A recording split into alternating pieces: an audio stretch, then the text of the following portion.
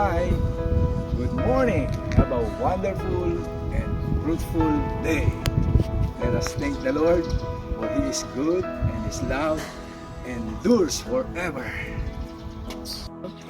Let me share to you today the words of wisdom. This is a divine wisdom from the book of Proverbs. Because I believe with all my heart that a Proverbs a day keeps the fools away. So listen, my friend, and learn this powerful principle for life. It says in Proverbs chapter 12 verse 15, fool think that is right in his own eyes, but the wise listen to others.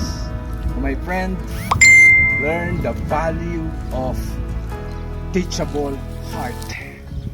It is a listening skills, because if you learn to listen and learn with others, you will experience and gain wisdom. So my friend, I tell you, this is a very important values in life.